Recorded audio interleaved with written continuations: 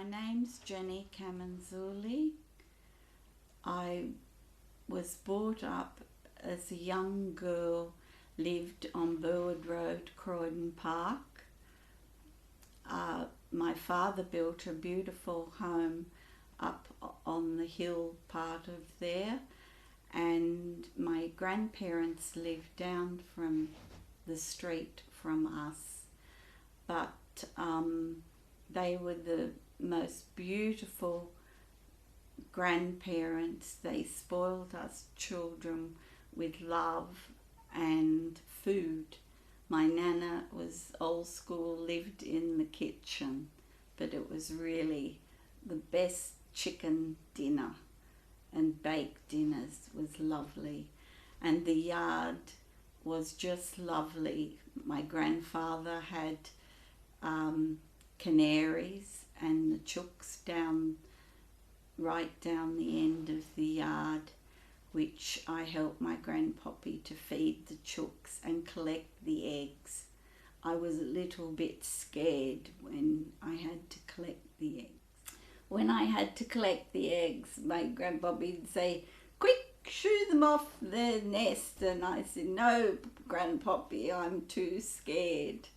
But it was the best years. They were just so giving and so loving. I did have lovely parents too. My father was electrical engineer, and sadly he had a business down in Nana's garage, but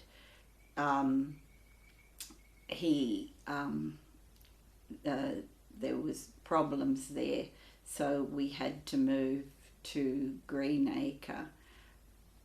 He worked for Fox's and then for Clutha and commuted down to Camden every day.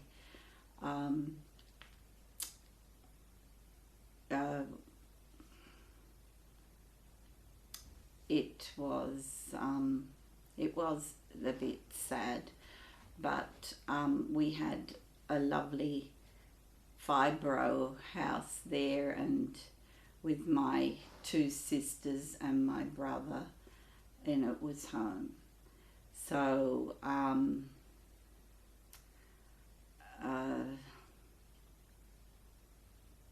it was home, and then I went to Wiley Park Girls High School, which was a good school, and proudly that's where Maggie Beer went to school.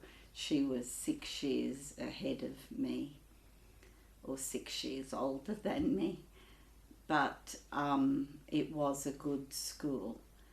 And I did my last year for the intermediate. My dad said as long as we had an apprenticeship we could leave school.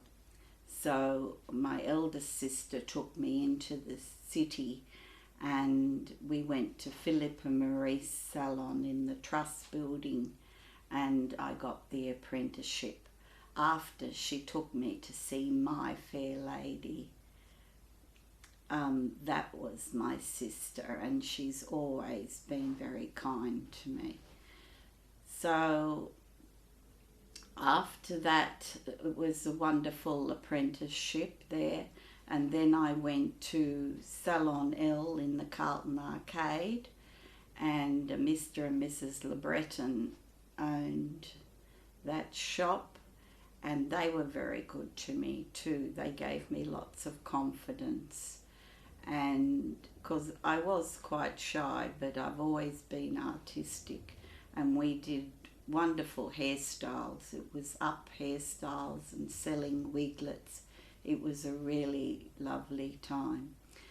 After that, I went to Pat Woodley's salon, just opposite Wynyard there. It was a model agency, and the girls would leave school and they would come to our hairdressing salon to groom their hair in a particular way, so they were right to move on to different jobs that they picked. and the model agency would tell them how to conduct themselves for interviews, etc. It was fun times. Then I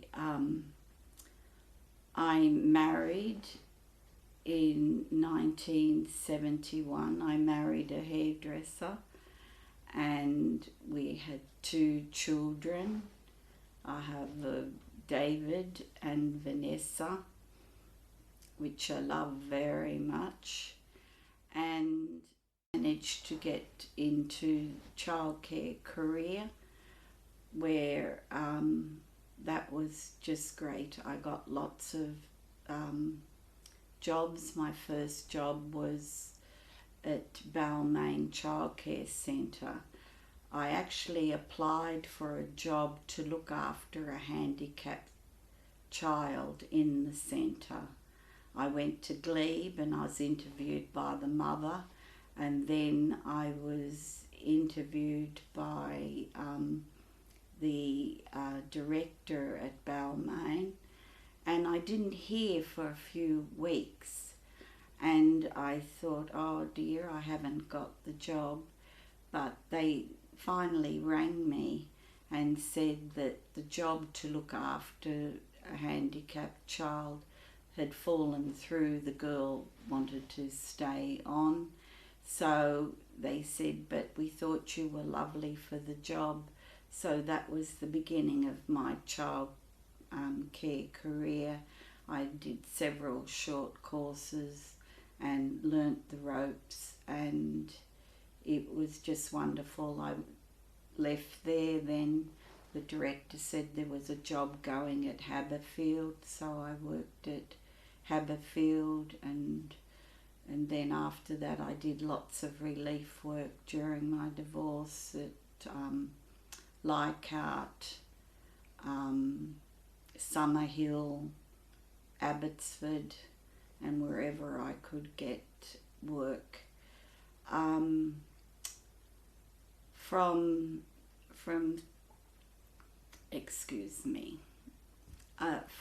then I survived my divorce. In the end, I just was forced out of a family home. He didn't want to give me money, so my parents said, my mum said, we're getting you out of there. So I escaped it all. It was very hard on the children, but I had to do what I had to do. They were teenagers, and I was with my parents for a short time, and then I got a little semi at Croydon, and it was just a 1-bedroom because the children were all confused. And so my daughter did come with me for a short time, but then wanted to go on flat, and it was peaceful. I have found peace. The train would go past, and the elderly couple said, "Are you lonely there?" And I said, "Oh no." I said, "This is peaceful." I said, the train is like a Humphrey Bogart movie. And they laughed, and I said, no, I'm very peaceful. But anyway, later life, I've always been artistic. I always think, even with my house, I was very lucky to get this house. At Burwood, I would have only got a semi, no, not even a semi, a unit. And I did meet a man that brought me more to this area, in the hills area. And I guess if it wasn't for him, I lived with him for 7 years, but that wasn't to be. But he was a lovely man, and when I was with him, I guess he took me to this area, although my parents had in later life moved to Beecroft, so it was closer to them too. But I found work in this area, and then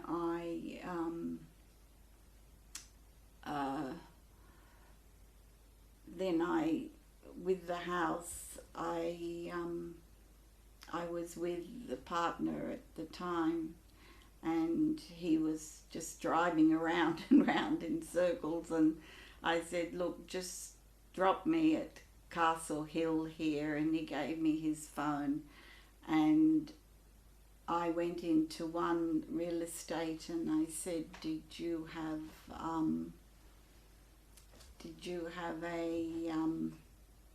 any homes for about this amount of money? And the first real estate fellow said, no, we don't. So I walked a little bit on up the road, and I went in to the real estate, and there was this lovely girl, Melanie, and Melanie said, yes, I can show you 2 homes. Oh, I was delighted. And so there was one home further up on the hill near the shops near me at Borkham Hills I was, and I thought, okay. And then she said to me, do you like red brick? And I thought, I don't care what colour brick it is. So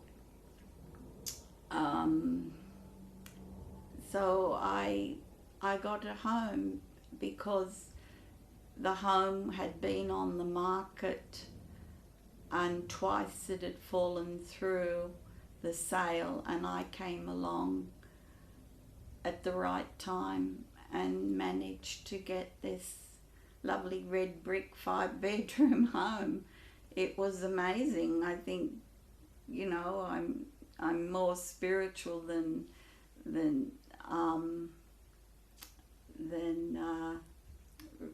religious, but I do believe there is a God. There is an aura. There is something like that, and so someone was looking after me, so I got this home. So that's fine, because at the time I guess I felt that that I could have lived in a tent.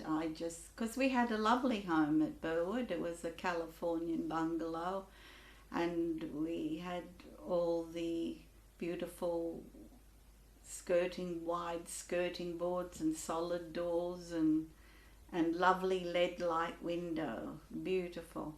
But it can't, you know, it can't buy your happiness. It's your roof over your head. So then I started, well, I always did little sort of scribbly drawings at school, and I used to draw cats, apparently, little 2 ears, 2 circles and a little tail.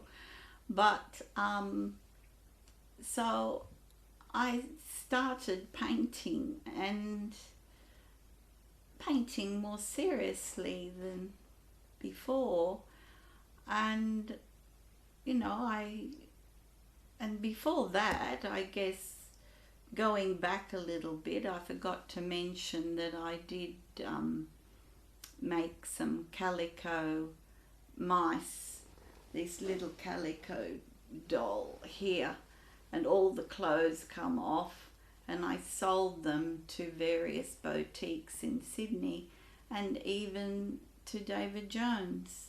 So, and they got the little legs and all the clothes come off. So that was something I did. But coming back to the art world, I just started painting. It just freed my soul. I mean, I have had a lot of stress and things have happened in my life, but certain things I don't want to talk about. But I guess it's the will.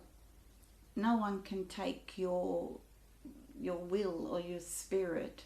So I just kept on going, and I found this magical world of art. And if it's not anything to anybody else, it means something to me. I'm a modern contemporary artist, and I found this lovely little book under there, the book, yeah. I found this lovely little book. Funny enough, it was I went to a girlfriend's place and she gave me the book, and she had one of his paintings, Deciduous Auburn, this lovely book on what art is about. So he was Hungarian, and he went to Paris, and he was inspired by Matisse, Van Gogh, Cézanne, and the famous painters. And then he came to Australia. He immigrated in 1939, and he was born in 1886, and he died in 1980s. He must have been about at least 100, 102 when he died. But in this book he talks about what art is about, and he talks about the artist and the painter. The painter paints with technique, and the artist paints with the imagination. And I am not saying that one is better than the other, but they are different. It's a different realm, and I understand that because I never know what I'm going to do. I just create on that canvas, and I instinctively know when I have finished. And it just, when I finish an artwork, it just gives me a buzz. It's a high, a natural high. I don't paint every day because life takes you in different directions, but I have a house full of art, and it's the best thing that I feel I've done in my life. But other than having two beautiful children,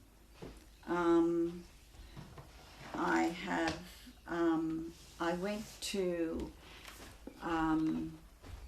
someone told me I could get a friend an exemption, and so I went to Meadowbank TAFE, to the Sydney Gallery School there, and I received a first year art award and award from Art Almanac, who put out this book in newsagents. They awarded me with a supply of their beautiful almanac book and certificates of attainment, and was up at in a Living Sydney exhibition at King's Cross, and there I was in that exhibition. But I paint, but I'm not very good at running around selling things. So I've just accumulated all this art in my house, which I feel a comfort with, and I feel I've accomplish something.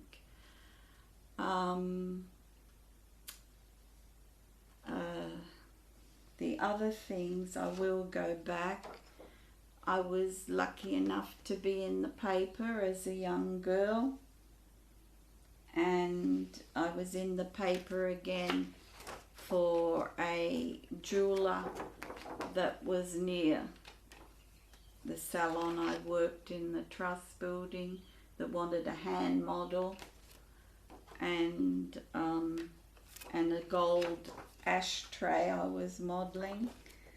And this is a little bit of my these are little bits of childcare work that I did with these beautiful children. And so, you know, the years go quickly, and there is one other thing that I have here. So I'm not very good at this, so, you know, I hope I'm not waffling on. So some people, it comes naturally, but so I'm doing my best here to give you a little bit of an insight into my life. As I said, I was very blessed to have good grandparents and beautiful parents, because I guess some people, they're not as fortunate to have that love, and I think that love helped me through some bad times and still does. So I like people. I'm quite a private person. I like people, and it's funny, I seem to gravitate to people that it's just a natural thing that I like to talk to. I did go to Tai Chi classes at one stage, a few classes, and I did see an aura. I was concentrating, really concentrating, and then the teacher on the stage, or instructor, or whatever you call, I was so focused that I could see this fuzz around his body, and I thought, he's not doing this, he's doing this. And I told the lady he was with, and she said, oh, that's wonderful, he would love that. That's an aura. Some people see colors. So I'm very sorry to this day I never spoke to him for some reason, but since then I know that there is an energy. There is definitely an energy around us, and perhaps that's the energy I paint with, because I'm so my mind is so focused. And there was a wonderful teacher, John Sultana, that I had really helped me with my imagination. There was a project I had to do, and he encouraged me to do this art book, The 18th Journey in Time. And it took me about 2 or 3 weeks to do, and I had an invitation to a friend's daughter's shower tea, and I rang on the day that I thought I had to go, and I said, oh look, I'm running a little bit late. And she said, Jennifer, it was yesterday. And I thought, how do I explain that I was in another world creating this book? I can't explain, but that's where my mind goes when I create something. I do feel I have a lot more to create, because I look at past works and I think, oh, I can do something more than this. I think you grow from each artwork you do, and I love modernism, and it's just something that I seem to have fallen into that art world, and I'm so pleased. I had 3 years at Meadow Bank TAFE at the gallery school, and it just, each day I went there, or days that it just gave me such a buzz. So I'm just grateful for it. And the last thing I guess I can say is this book that I also write poetry. I've stopped a little bit. My poetry was mainly when I was going through my divorce, and I have bags of poetry, bags of art clippings, but this book is called The Tides of Ours, the International Library of Poetry. And so I'll read you my poem, and it is called Rose-Coloured Glasses. Why would I not paint you a rainbow instead of a frightening storm? Why would I not give you candy instead of a poisonous branch? Without the knowing of the sweet, the sour would only remain. So I'm glad I painted the picture that will always stay in the frame. And then I had a little in the back, is it here, a little biography, just a very short biography, just in the back here. Is it just